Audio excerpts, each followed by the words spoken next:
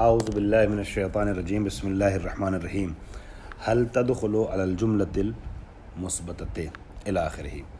ہماری گفتگو حروف کے سلسلے میں چل رہی ہے اور آج حل کے بارے میں بات کرنا ہے، لیکن حمزہ کے سلسلے سے ایک جملہ رہ گیا تھا، اس کو مکمل کر دوں۔ پہلے تو میں یہ عرض کرنا چاہوں گا جو اوپر من رکب المطایا ہے اس کا ترجمہ میں نے جو کیا تھا، ہو سکتا ہے بعض لوگوں کے نامفہوم ہو، چونکہ میں دوسری مثال کی طرف چلا گیا تھا فاسفاکم والی مثال پر، تو میں پھر یہاں پہ یہ واضح کر دیتا ہوں انکار ابطالی کا مطلب کیا ہوا۔ اس کا ترجمہ اس طریقے سے ہوگا، یعنی کیا تم سب سے بہتر نہیں ہو؟ یعنی جو لوگ زمین پہ چلتے ہیں، جاندار ہیں، وہ مراد ہے۔ رکب المطایا یعنی چوپائے، اور چوپائے سے مراد کیا ہے؟ جاندار۔ تو کیا تم جانداروں میں زیروہوں میں سب سے بہتر نہیں ہو؟ اے بشر، اے انسان، ٹھیک ہے؟ اور جو کہتا ہے کہ نہیں ہو اس کا دعویٰ غلط ہے، یہ ہے انکار ابطالی، ٹھیک ہے؟ اس کے بعد تحکم کی مثال میں پیش کر رہا تھا، وقت ختم ہو گیا تھا، ترجمہ کر کے آگے بڑھ گیا تھا۔ التحکم، پانچواں مورد کہ حمزہ عثمانہ کو سمجھاتا ہے، وہ کیا ہے؟ تحکم ہے۔ تحکم یعنی استہزاء کرنا، مسخرہ، مذاق اڑانا۔ تو سامنے والے سے جو بہت متقی بنتا ہے، پرہیزگار بنتا ہے، لیکن ظلم کرتا ہے، اس سے استہزاء کے لیے کہا جائے گا اتزہدو کا، کیا تمہارا زہد، یا امرو کا بان تاخذ اموالنا، تمہیں اجازت دیتا ہے کہ تم ہماری توہین کرو، تمہارا مال ہڑپ لو، تم ہمیں گالی دو، تم ظلم کرو، یا کچھ بھی۔ اگر کوئی زاہد ہے تو اسے زاہد بن کر رہنا پڑے گا۔ کوئی نمازی ہے، نماز گزار ہے، کہتے ہیں کہ ان الصلاۃ تنہی عن الفحشاء والمنکر، نماز برائیوں سے روکتی ہے، تو پھر وہ نمازی کیسا ہے کہ جو نماز بھی پڑھ رہا ہے اور جھوٹ، فراڈ، غیبت بازی، تہمت بازی بھی کر رہا ہے، دوسروں کے اوپر ظلم بھی کر رہا ہے، ٹھیک ہے؟ تو ایسے کے لیے مذاق اڑایا جائے گا کہ تمہاری نماز کیا تمہیں یہ حکم دیتی ہے کہ تم یہ کرو؟ داڑھی رکھتا ہے، دیندار ہے آدمی چہرے سے، تو لوگ کہتے ہیں کہ داڑھی رکھ کر کے بھی ایسا کرتے ہو؟ کیا یہ تمہارا چہرہ تمہیں جو ہے وہ اجازت دیتا ہے؟ جب تم اپنے کو دیندار شو کر رہے ہو ظاہری اعتبار سے، تو عمل تمہارا جو ہے وہ ویسا ہی ہونا چاہیے۔ تو اپنے کو زاہد کہتے ہو اور مال ہڑپ کرتے ہو دوسرے کا، یہ ایک طریقے سے سوال نہیں بلکہ مسخرہ ہے، مذاق اڑایا جا رہا ہے۔ التعجب، تعجب کے لیے بھی حمزہ استعمال ہوتا ہے، ٹھیک ہے؟ الم تری الی ربک کیف مد الظل، کیا تم نے پروردگار، سورہ فرقان کی آیت نمبر 45، کیا تم نے نہیں دیکھا کہ پروردگار عالم نے کس طریقے سے سایہ کیا ہے آسمان کا تمہارے اوپر، بادلوں کا، آسمان کا، ٹھیک؟ کس طریقے سے پروردگار عالم نے کائنات کو خلق کیا ہے، کیسے زمین کا فرش بچھایا ہے، کیا یہ ساری چیزیں جو ہے نا، یہ تعجب کے لیے، کیسے تمہارے اوپر سایہ اللہ نے قرار دیا ہے، ٹھیک؟ یہ سوال نہیں ہے بلکہ تعجب کے لیے ہے۔ الاستبطاء، استبطاء جو ہے وہ باب استفعال سے بنا ہے، یعنی اظہار تاخر ہے نا، اور کند روی اس عمل کے سلسلے میں جو حمزہ کے بعد آیا ہے۔ حمزہ کے بعد کسی عمل کا ذکر کر رہا ہوں، یہ بتانا چاہ رہے ہیں کہ اس میں کندی سے کام لیا گیا ہے، اس میں تاخیر ہوئی ہے۔ جیسے الم یحن لک ان تطیع، کیا اس کا وقت نہیں ابھی آیا ہے کہ تم اطاعت کرو؟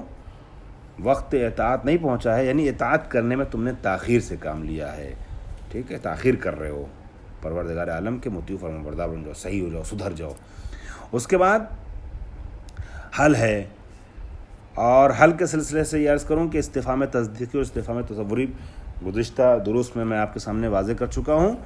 اگر نہیں سمجھ میں آئے گا تو استفہام کا جو پہلا درس ہے، یعنی اس سے دو درس پہلے والا، ایک بار پھر آپ لوگ اس کو سن لیے گا، اس میں استفہام تصدیقی اور تصوری کو میں نے واضح کیا ہے، لہذا اس کی وضاحت نہیں کر رہا ہوں زیادہ۔ حل تدخل علی الجملۃ المثبتۃ، حل جو ہے داخل ہوتا ہے جملہ مثبتہ پر، ٹھیک ہے؟ اس جملے پر داخل ہوتا ہے جو مثبت ہے، اور استفہام تصدیقی وہاں پر ہے، ابھی آگے اور بیان کریں گے اس کو۔ مثبت یعنی منفی پہ نہیں آتا، ٹھیک ہے؟ اگلی لائن میں دیکھیے گا، نیچے لکھا ہوا ہے حل لم یکم زیدن، یہاں لم ہے نا، منفی ہے، اور اب واپس آئیے پہلی لائن پہ، حل عاد زیدن، یہ مثبت ہے، حیز نفی میں نہیں ہے۔ تو حل یہ جو حل داخل ہوتا ہے، کہاں سوال کرنے کے لیے داخل ہوتا ہے؟ مثبت جملے پہ آتا ہے، ٹھیک ہے؟ کیا زید پلٹ کے آ گیا؟ حل زید مریض، کیا زید مریض ہے؟ دو مثال دی ہے، پہلی مثال جملہ فعلیہ کی، دوسری جملہ اسمیہ کی، یعنی حل جملہ فعلیہ پہ بھی آتا ہے، جملہ اسمیہ پہ بھی آتا ہے، اور یہ حل جو ہے یہ عرض کروں کہ صرف مثبت پہ آتا ہے، منفی پہ نہیں آتا ہے۔ فرماتے ہیں آگے تختص حل بالتصدیق الایجابی کما رأیتا، حل جو ہے وہ مختص ہے اس سے یہ بات، یہ حل مخصوص ہے تصدیق ایجابی سے، ٹھیک ہے، جیسا کہ آپ نے دیکھا، تصدیق ایجابی، ٹھیک۔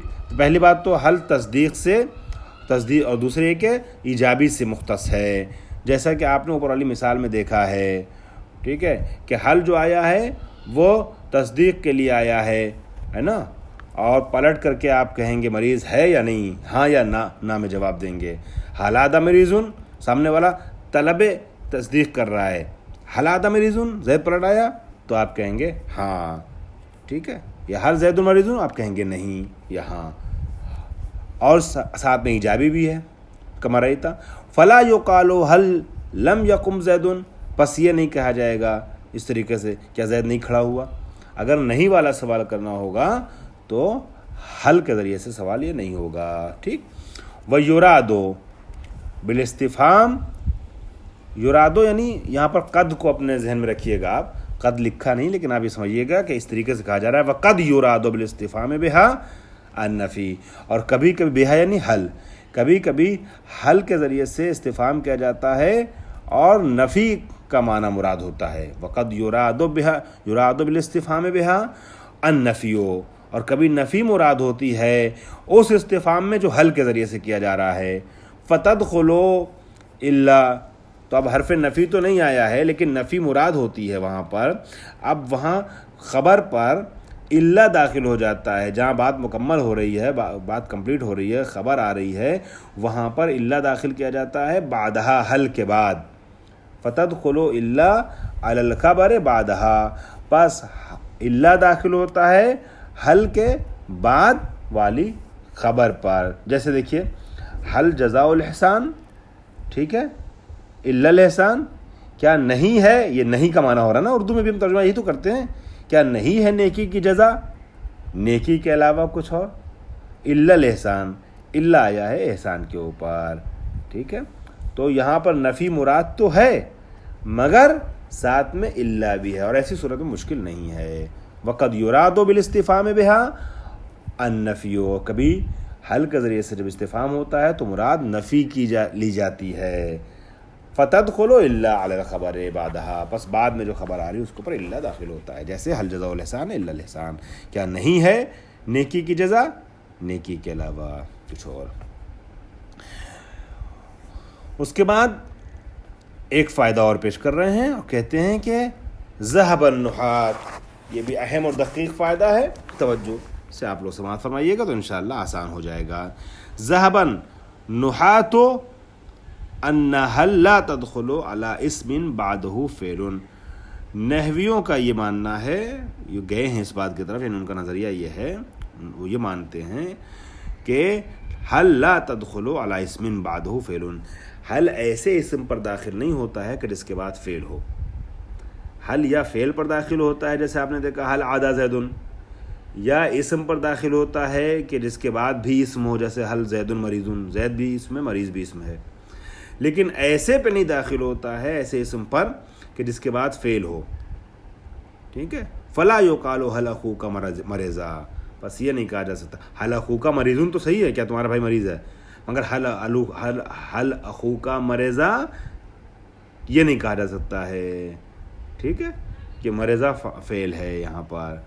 وَإِنْ وَرَدَ، لیکن اگر ایسا ہو جائے تو کیا ہوگا، پھر اس کی توجیہ کرنی پڑے گی، تعویل کرنی پڑے گی، یعنی اگر حل آیا ہے ایسے اسم کے اوپر کہ جس اسم کے بعد فعل ہے تو اب آپ کو وہاں پر کچھ توجیہ اس کی کرنی پڑے گی، جیسے فرماتے ہیں وَإِنْ وَرَدَ مَا ظَاهِرُهُ ظَاهِرُهُ خِلَافُ، یہ خلافو ہے، خلاف ذالکا، اب اگر عبارت میں کوئی ایسی چیز نظر آ جائے، وارد ہو جائے کہ جس کا ظاہر اس حکم مذکور کے برخلاف ہو، یعنی حل داخل ہو جائے ایسے اسم پر کہ جس کے بعد فعل ہے، تو کیا ہوگا، جعلوا الاسم معمولا لفعل مقدرین، تو اب وہ لوگ نحوی یہ کہتے ہیں کہ یہاں پر آپ کو یہ ماننا پڑے گا کہ یہ اسم جو ہے یہ ایک فعل محذوف کا معمول ہے کہ جس فعل محذوف کی تفسیر کر رہا ہے